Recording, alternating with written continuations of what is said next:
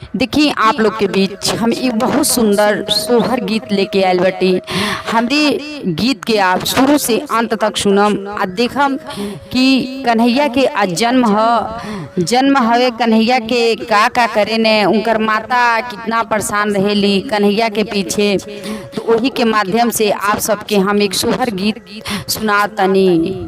Comment box में बताइब कि हमार गीत आप सबके कैसन लगल बटे। आज जरूर जय श्री कृष्ण आप लिखब। तो देखी कन्हैया बहुत माखन चोरी बहुत करे ने। माता उनकर माता श्री के पास उनके दादा के पास बहुत ओरहन आवेला। कहल जला अगल बगल के लोग कहे न कि तुहार कन्हैया आके हमार माखन खा के चल गई न हमें, केहू कही आके कि हमार मटका फोड़ के चल गई न। जसोदा मैया के सुनत सुनत बहुत हैरान हो जाली। कहल कन्हैया के अब हम का करी, हाथ बांधी गोड़ बांधी, तब वो कन्हैया छोड़ा के चल जाता ने। उनके लेके पैनाथ से मारेली, तब वो कन्हैया कहे न कि माता श्री मत मारिए मत मारिए मत मारिए। कन्हैया बहुत कल माखन कैसे उ जाने किकर पलक कैसे मार के जाने कि केहू नहीं जाने ला कि कन्हैया घर से चल गई ने माखन का। तो जसोदा मैया कहेली गाँव लोन से कहेली कि ठीक बात तो हम लोगन जा, अब से कन्हैया तो अलन के घरे नाई जाइ हैं। कहली ठीक बा जा तनी, अब से हमार मटका का नाई फूटे के चाहिए, हमार माखन चोरी बहुत ज़्यादा हो जाला। कन्हैया आवे ने सब माखन जूठा करके चल जाने, केहू के हम बेच ना पावे नी कुछ कह ना पावे नी। आके सब जानी जसोदा मैया से लोग लगी लड़े लो। तो का करेली जसोदा मैया कन्हैया के साथ कैसे का करेली।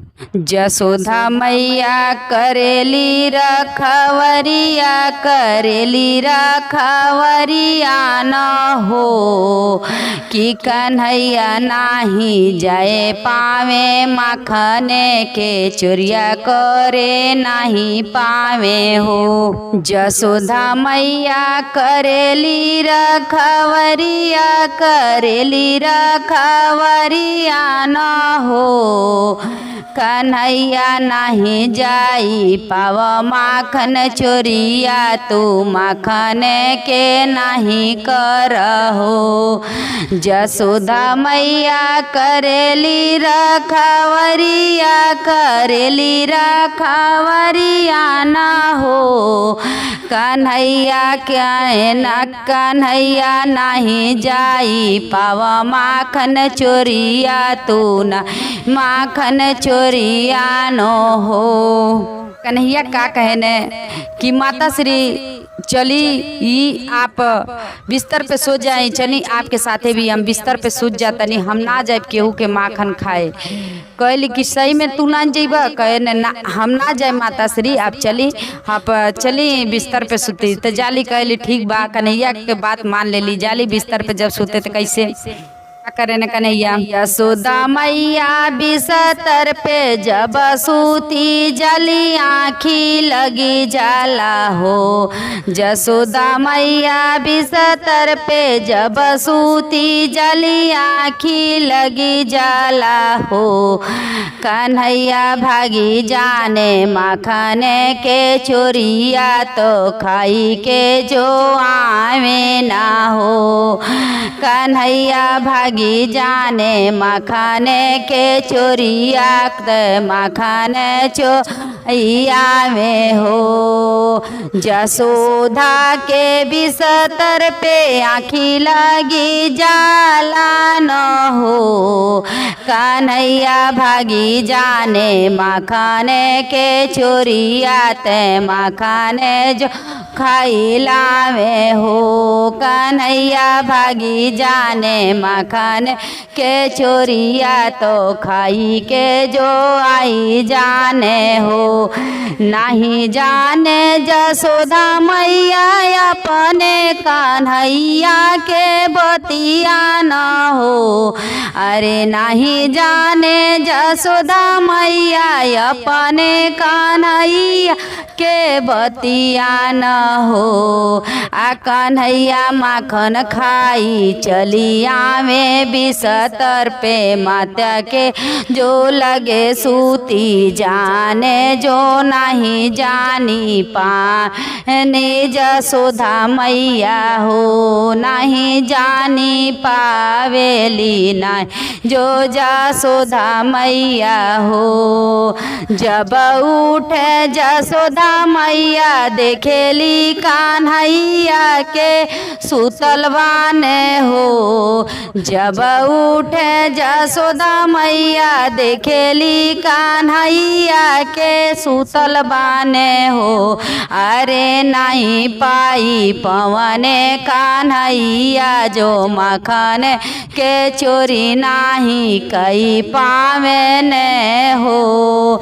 अरे कृष्ण जे चोरी कई माखन खाई आवे ने जो सूती जाने हो। अरे जसोदा मैया करेली रखवरिया कान्हैया के करे रखवरिया न हो। अरे कन्हैया जो माखन के चोरिया जो कई पाले ने हो। अरे कान्हैया जो माखन के चोरिया जो कई लेने हो। कृष्ण जी तो जाने माता श्री उनकर सुतल रहेली आ कृष्ण जी जाने माखन चोरी कई के खा के चली आने, पर उनकर माता जी ना जाने ली कि कृष्ण कन्हैया जाके माखन चोरी कई के खा के चले। तो फिर आवेला लोग, तू लोग देखले रही लोग जेकर माखन खा के आए देखले, फिर आई लोग कही लोग कि आज तू फिर कन्हैया हमारे घरे गई ने हमार मटका फोड़ी आई ने हमार माखन खाए ने। हम बताओ अपन माखन हम पैसा कैसे बेचब, कैसे पैसा का। जसोदा मैया से लगेला लो लड़े। जसोदा मैया कहली ना हम तो अपने कन्हैया के लेके सुतल रहनी है, हमार कन्हैया ना गल ने माखन खाए।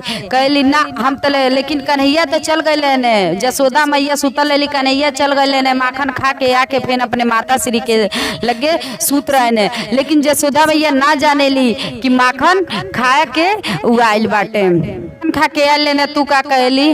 अरे कृष्ण जी आई ने माखन चोरिया कई के जो गई ने ना हो। अरे नहीं माने जसोदा जो ही बतिया जो कई ने जो चोरिया न हो। अरे नहीं माने जसोदा जो ही बतिया जो कृष्ण जो कई ने जो चोरिया न हो। कहेला लोग कन्हैया जो खाने माखन चोरिया जो करे ने ना हो। अरे जसोदा मैया कहेली नाही जो माखन चोरिया कैले जो नाई जो हमारे कन्हैया ना हो। लोग की चला कृष्ण कहाँ बने कन्हैया कहाँ बने, चला हमके दिखाओ जरूर माखन खा के आयल बने जरूर कर। तो जब कृष्ण कन्हैया माखन खा के आयल लेने तो थोड़ा सा उनके कपड़वा पे पुताई ले। जब कपड़वा पे उनके पुताई ले तो देख जाइए उनकर जसोदा मैया देख जाइए कहिए कि हाँ हम गलती हमार कन्हैया माखन खा के आयल बने का अब तो वालों से हम माफ़ी मांगत ताटी। कहला लोग कि ना कन्हैया तो माखन खा के इन्हें और लोग देखे बस का करेली जसोदा मैया उनके का करिए कि एगो लिहे ओखर आ वही ओखरी में का करिए उनके ऋषि में बांध दिए। आ बांध के आ जब बांध दिए आ जस वही कहे ने कन्हैया कहे ने कि माता श्री हमको छोड़ दीजिए, माता श्री हम नहीं माखन खाएंगे, हम नहीं माखन खाएंगे।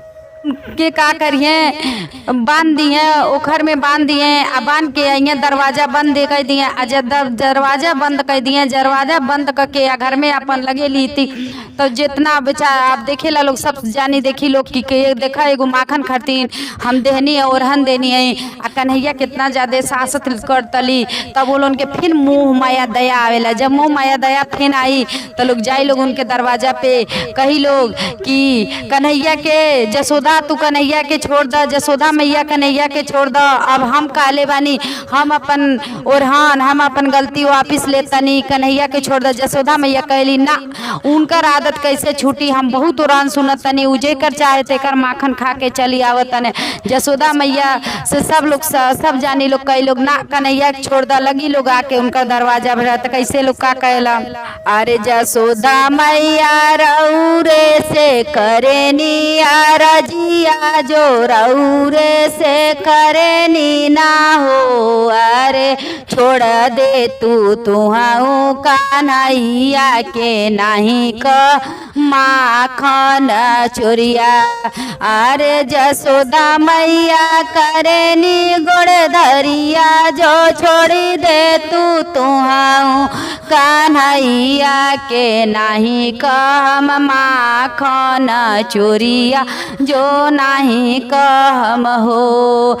जसोदा मैया अंदर से सुनेली लेकिन गुस्सा में बहुत रहेली कि ना हम अब कन्हैया के ना छोड़ब। कन्हैया कैसे इतना भारी गलती करके चल आ तने हम ना जानतनी आ हम उनके सुतौनी है कैसे हमके सुतले में। तो कहेली का अरे ले के जो सुतले जो रहनी कन्हैया के आँखिया जो भरा मेला हो, अरे ले के जो सुतले जो रहनी कन्हैया के आँखिया जो भरा मेला हो, अरे भरा मेला आँखिया जो भागे ने कन्हैया जो माखन चोरी कई लेने ना हो। अरे हम नहीं छोड़बे कन्हैया के दे में जो सजावा जो दे में ना हो, अरे उनके जो दे में जो हम हूँ जो रमेश जैया जो तबाही जो छोड़ी है आदतिया न हो। अरे कहेला अब लोग का कही लोग सब जानी कि जसोदा मैया अब ना कहब, अब तू छोड़ दा कन्हैया के। कन्हैया बहुत रोवत ने कहत ने माता जी छोड़ दी, अब से हमसे गलती ना कैलो। तब का कह कैलो अरे जसोदा मैया अपने के मांगे नी गलतिया जो लेनी जो जो हम ही वापिस हो। अरे छोड़ी द जसोदा मैया छोड़ी दुकान हैया के इने जो हाथवा जो उन कर लाल भैने हो। कहला लोग जसोदा मैया तू ना खोलबू तो हम खोल देतनी आ खोल देतनी। कहली जसोदा मैया तुरंत कहिए ना तुहा लोगन काहे खोलबा, हम बनले बानी तो हम खोलब। सब जानी के मटका फूटल ला मटका सब जानी के वापिस देली। कहली ल चानी के मटका देतनी आ तू मटका चानी के देतनी आ तू ले जाइए लोगन। अब दही रखे लोगन हमार कन्हैया जाइए मटका के दही खाए तब फूटी ना दही भर खैले रहिए। कहला लोग ना अब हम तुहा से मटका ना ले ने अब से कन्हैया के हम कभी गलती कैले रहिए तो हम तो से आके कबो कहो। कहली जसोदा मैं ना ले ला लोग ना लोग ले ला लो। कहला लोग जाला लोग तो देखी लोग कन्हैया वहाँ बटले ना आवे तो कहला लो कहिए जसोदा में इतना जो देहानी जो उनके सतिया जो मखाने के खरतीन हमारे कान्हैया जो चली गई ने दूरवा जो नहीं पाई पतवा न हो। अरे जो हाथे जो बानी जो कान्हैया के कहाँ जो बाने ना हो। अरे नाही रोकम माखन के चोरिया जो तू ही खैया माखन हो। अरे जसोदा मैया करेली रखवरिया जो कृष्णा के करेली ना हो। अरे नहीं जाई पैया कान्हैया जो माखन के चोरिया न हो। अरे करेली जसोदा मैया कृष्णा के करेली खबरिया न हो। अरे कान्हैया जो नहीं जा पाव जो माखन के चोरिया न हो। जय श्री कृष्ण।